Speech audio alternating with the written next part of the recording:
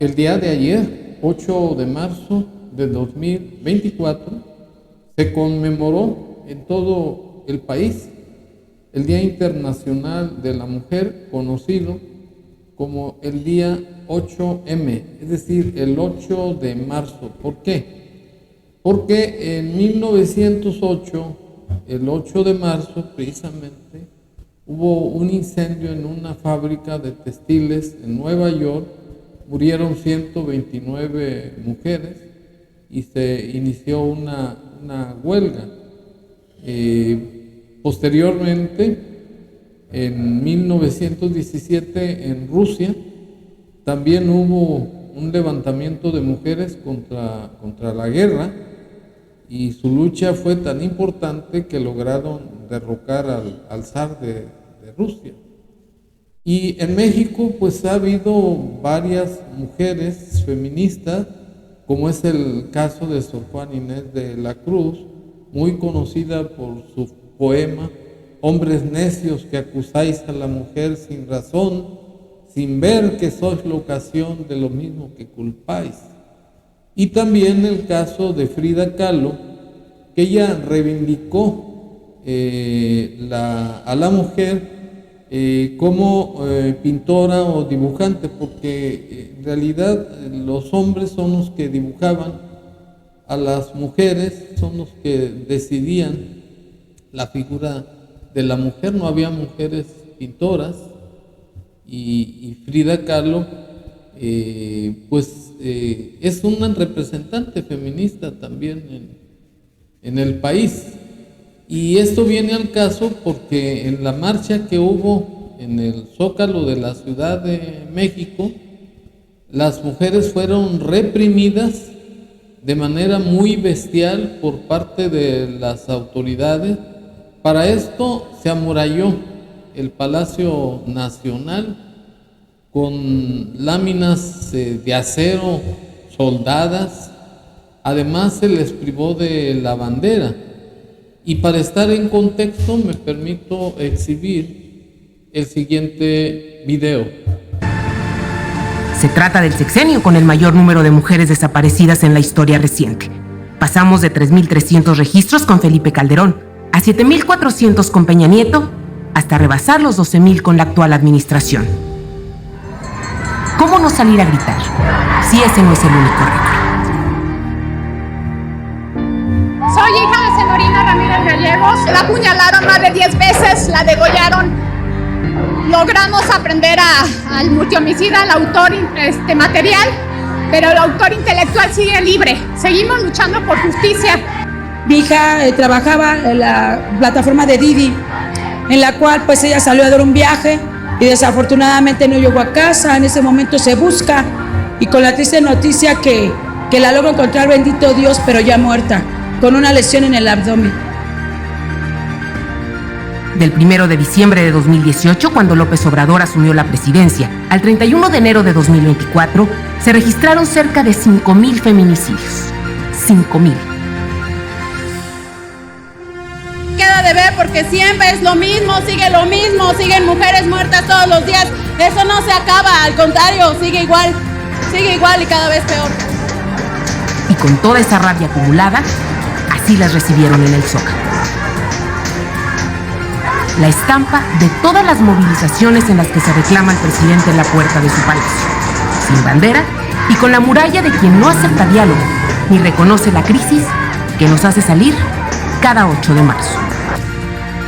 Es una manera de decirnos que no va a haber justicia, es una manera de decirnos que no van a hacer nada. Siguen siendo las mismas barreras que ellos mismos tienen para que las mujeres no recibamos justicia.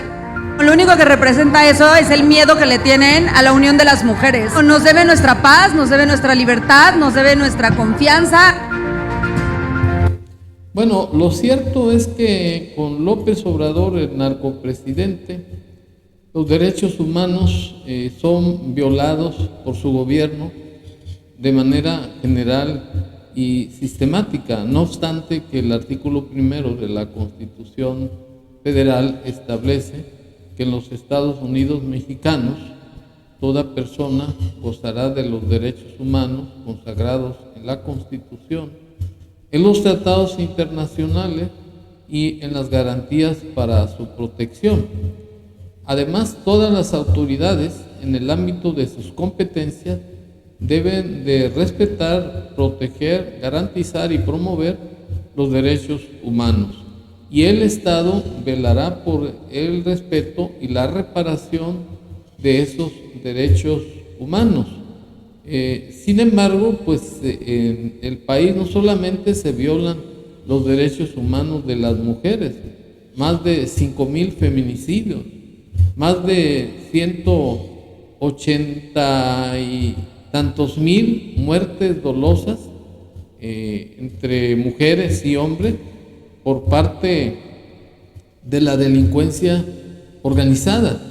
Es decir, que estamos viviendo en México un estado de violencia y que además es un narcoestado en donde no existe el Estado de Derecho.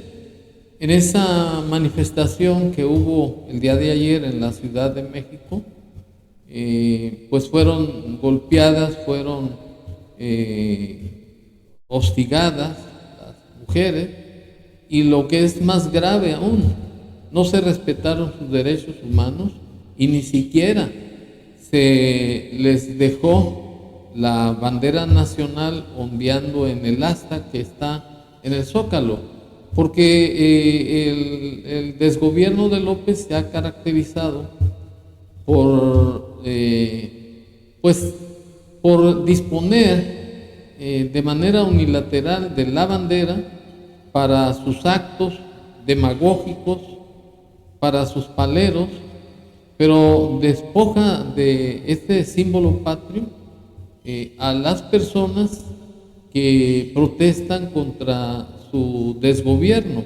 Así ha sucedido en muchísimas marchas que supuestamente simplemente son para hacer valer su libertad de expresión y de petición, como es el caso de las mujeres feministas, y pues ello viola también el artículo 10 de la ley sobre los símbolos, la bandera y el himno nacional, porque ese artículo 10 establece que debe haber respeto, que debe haber consideración para todos los mexicanos, para que promuevan nuestro símbolo patrio. Y desgraciadamente el gobierno de López pues, es un gobierno comunista que reprime todas las acciones que supuestamente se hacen en base a la libertad de expresión y de asociación que señalan los artículos 6 y 9 de la Constitución Federal. Y además en todo el país, no solamente en la capital, hubo represiones terribles hasta con gases lacrimógenos, en Colima, así.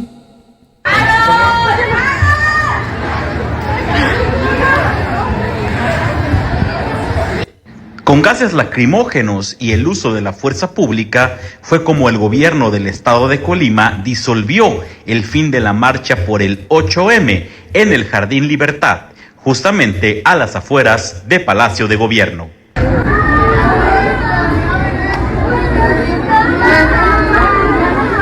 Nos echaron gas lacrimógeno, no sé qué pedo.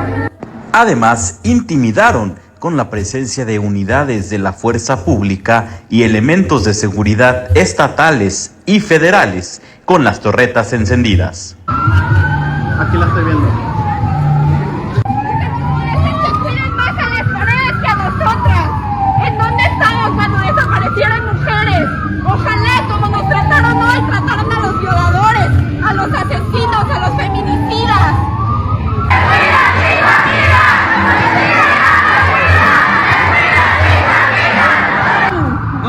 El día de hoy estamos alzando la voz porque no es posible que la respuesta a la demanda de justicia de todas las mujeres sea que vengan patrullas.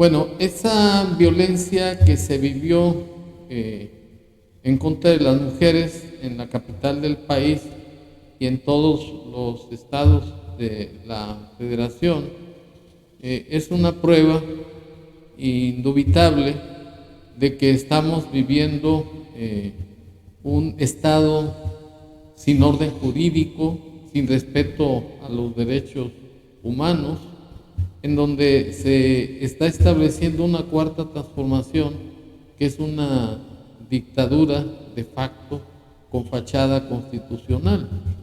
Y esa violación es grave porque el día que se conmemora el Día Internacional de la Mujer, el 8 de marzo, les dieron palos en lugar de darles rosas, de darles amor, de darles justicia para reivindicar sus derechos sociales, culturales, económicos y políticos. Y no solamente contra las mujeres. En el país la violencia es general contra los hombres también, desde luego. Más de 180,000 muertes dolosas, más de 5,000 feminicidios, 12,000 mujeres desaparecidas.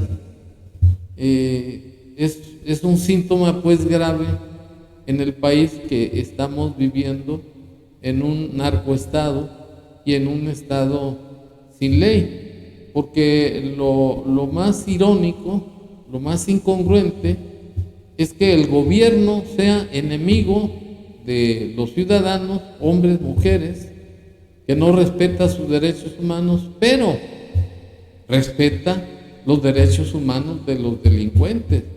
Por eso su política de abrazos y no balazos, porque es bien clara esa preferencia, esa discriminación de López, porque la delincuencia organizada lo ayudó a llegar a la presidencia de la República.